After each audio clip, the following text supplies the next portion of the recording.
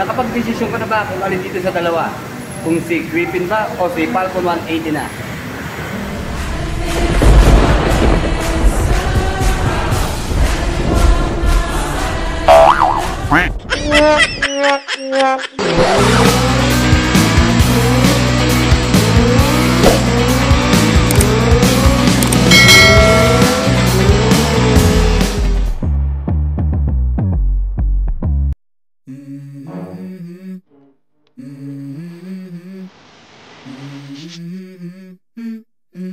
Let's go. I wake up to a little bit of drool on my pillow, feel like it's gonna be a bad day. Yeah, I'm tired of shit, and the coffee ain't hit yet, damn, ain't that great. I don't wanna go to work, cause my boss is a jerk, and I'm not even that paid. I need a change in my life, cause I don't feel alive, and there's nothing that makes me happy. Hold my beer for a minute, I'm about to quit my job, cash in for a ticket. I'm going on a trip and I don't plan to visit. I'm gonna stay there till I feel like I'm winning, and this is just the beginning. I need a big change, help me feel like living. I need a big swing, home runs I'm hitting, and I'll never look back, moving on till I get it all. And we all got dreams, we all want things, but what you gonna do for it? How you gonna move for it? What you gonna be? And do you believe you can do anything? But what you gonna do for it? How you gonna move for it? What you gonna be?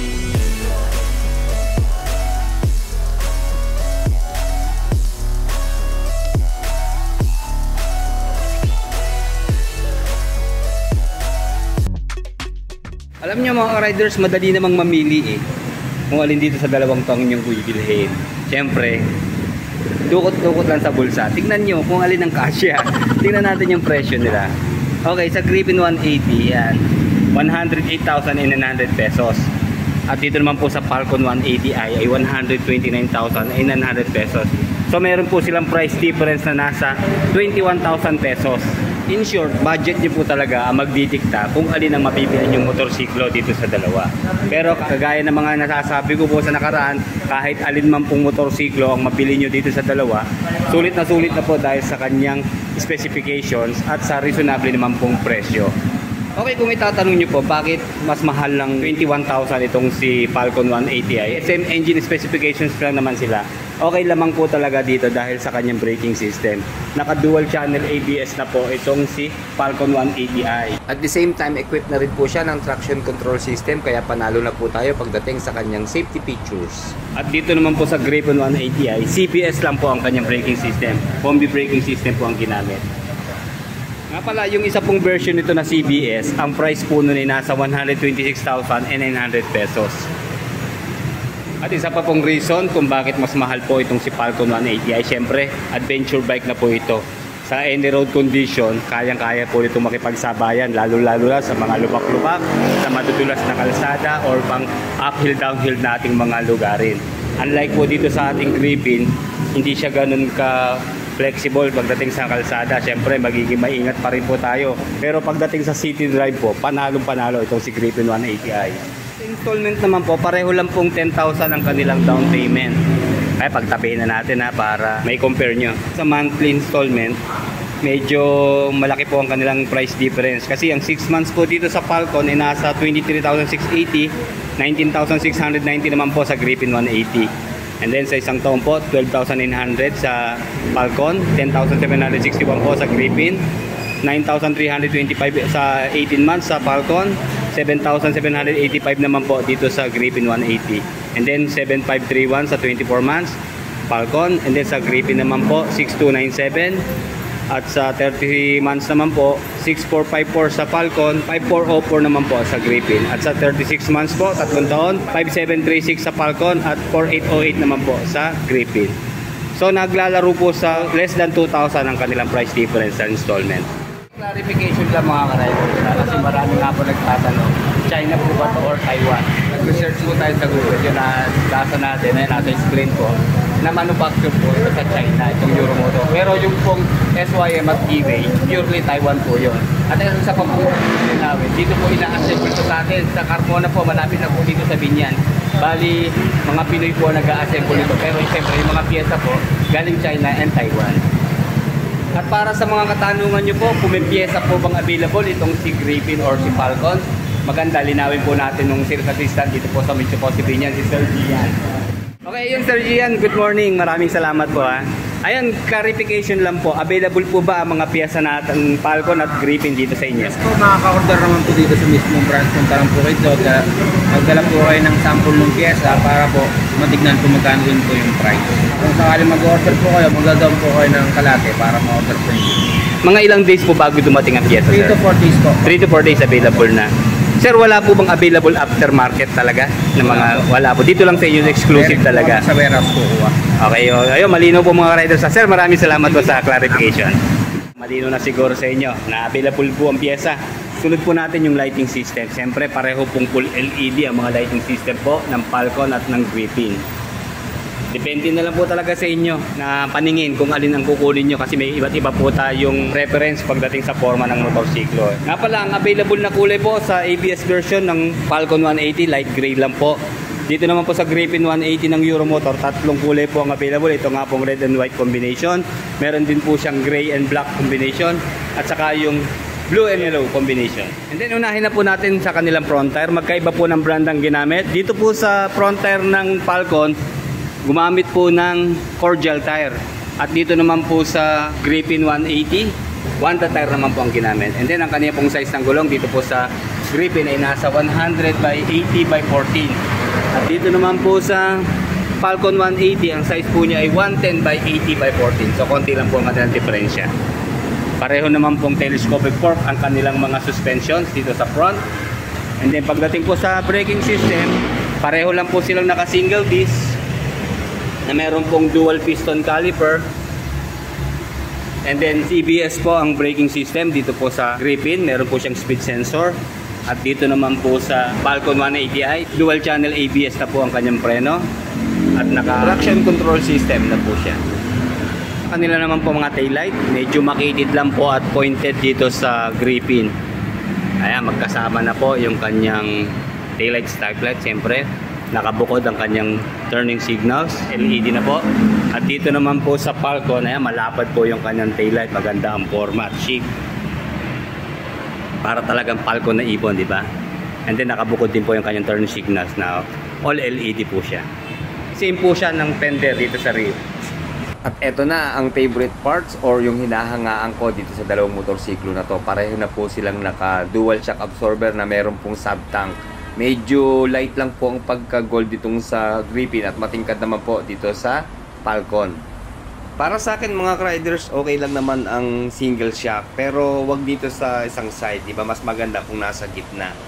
At katulad po nung sa SYM Husky na 150, maganda po ang response at effective siya, lalo't naka-centered monoshock. Okay, pagdating naman po sa size ng gulong dito sa Griffin, okay, sa kanya pong rear tire, mayroon po itong size na 120 by 70 by 14. Papapansin nyo, pareho po ng diameter ng wheels ang Griffin. Dito naman po sa Falcon 180, ang size naman po ng gulong niya sa rear ay 130 by 70 by 13. So, maliit ng konti dito po sa diameter ng wheels dito po sa Falcon.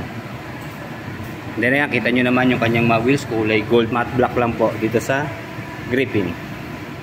And then pareho po silang walang kickstart mga riders. Yun lang, lamang po dito sa Falcon dahil naka enhanced smart power plus na po ang kanyang engine. Then pareho pong may kill switch sensor ang kanilang mga side stand. Pang street bike po itong si Griffin. Wala po extension yung kanyang footboard, unlike dito sa ATV. Siyempre pang long ride, meron po siyang extension. And then pareho pong naka-upright position po yung kanilang mga muffler. Mataas ang kanilang pwesto, kaya no problem sa baka. Yun lang, mas maganda talaga ang heat guard dito po sa Falcon. Dito naman po sa Griffin, medyo mahaba lang siya. Then dito wala na siyang heat guard sa tip. Pala, dito po sa braking system sa rear, naka dual piston caliper, single disc na naka CBS nga po dito sa Griffin. At dito naman po sa Falcon, single disc na meron po dual piston caliper. Siyempre equipped na rin po siya ng ABS.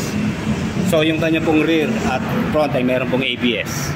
Then mapapansin nyo, wala pong decals dito sa Falcon 180i. Emblem lang po ang ginamit. Ayan, kulay gold na emblem dito po sa likod. Dito naman po sa harap yung kanyang brand na Euromotor. Unlike po sa Griffin, puro decals po ang ginamit. Ayan, nakalagay po dito yung kanyang model name at displacement. Griffin 180i dito sa likod.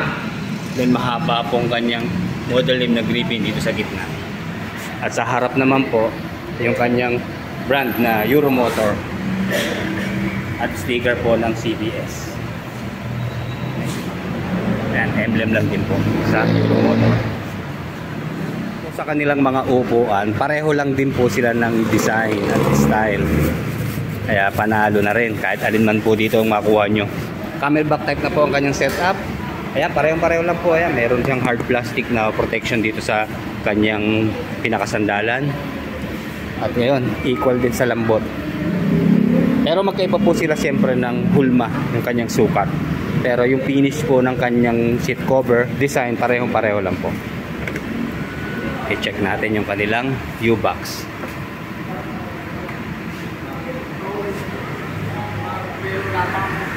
Okay, dito po sa upuan ng Griffin, sasagad nyo siya para hindi bumalik.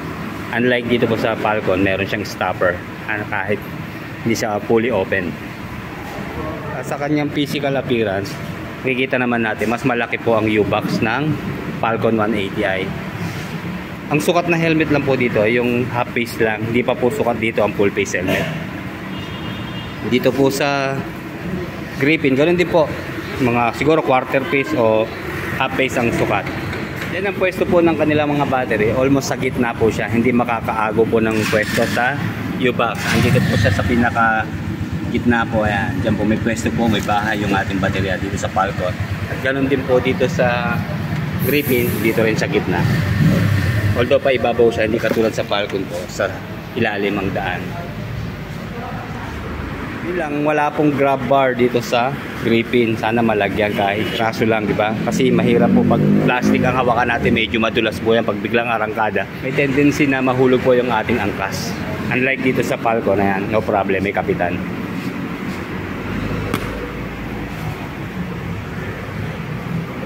And then check po natin yung kanilang mga footrest. Kaya dito po sa Falcon niya, aluminum po na may pagka silver po ang kulay ng kanyang footrest. Saka wala siyang rubber, no? Pero malapad naman siya. Saka yan, may mga gear siya dito na pwedeng kumapit sa ating sapatos. Sa magaganda, hindi naka-usli yung kanyang footrest. Ayan, naka-level naman siya, hindi nakaangat. Then check natin dito sa footrest naman ng Griffin. Okay, ganun din po. Medyo makitid lang siya, pero okay lang din naman, hindi siya dudulas sa ating sapatos. Pero mas maganda kung meron tong rubber, di ba? Then yun po, parehong may kill switch sensor yung kanilang mga side stand. Dito po sa Falcon, nasa 8.5 liters po ang kanyang fuel tank capacity, samantalang sa Griffin naman po ay nasa 6.5 liters. So lamang po ng 2 litro ang laki ng tangke dito sa Falcon.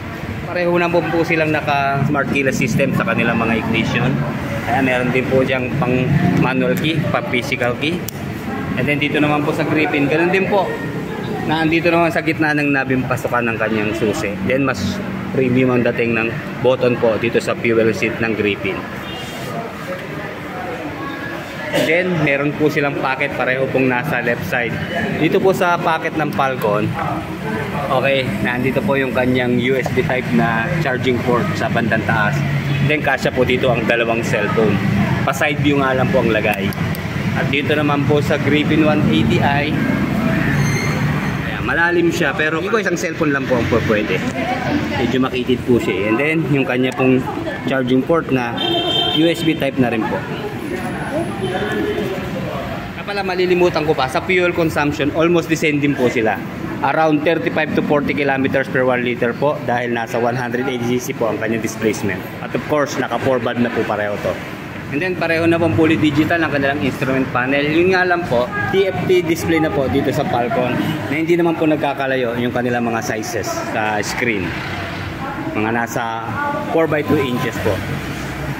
And then sa switches and button, pakaiba lang po ng design ng kanilang mga switches. Okay, dito po sa Griffin, ayan yung kanya pong passing light dito sa unahan, high beam, low beam sign, turning signals, horn, and then meron po siyang stop and start system, switch po ng DRL, headlight, and then switch off, electric starter, push button. So ganoon din po dito sa Falcon na 180, passing light, high beam, low beam sign. Yun lang, wala nga palang hazard lamp ang Griffin. Unlike dito sa Falcon, meron po siyang hazard lamp. And then switch po ng kanyang turning signals, horn. And then ganun din po, meron siyang stop and start system. Switch po ng headlight, DRL, and then switch off. Electric starter push button. And then dito may nakabukod po yung control ng kanyang navigation dito sa kanyang TFT display screen. At dito naman po sa Griffin, ayan, isang button po dito sa gitna, yung kanyang menu. And then malaki po ang pagkakaiba nila pagdating sa timbang. Meron pong dry weight na 136 kilos itong si Falcon 180i. At nasa 115 kilos lang po ang dry weight ng Griffin. Pero pagdating po sa kanilang ground clearance at seat height, pareho lang po silang 100mm sa ground clearance at 780mm naman po sa seat height. And then sa engine specs, pareho din po silang 4-stroke, single cylinder, 4-valve, single overhead cam, liquid cooled sa cooling system, and then fuel injected sa fuel supply system.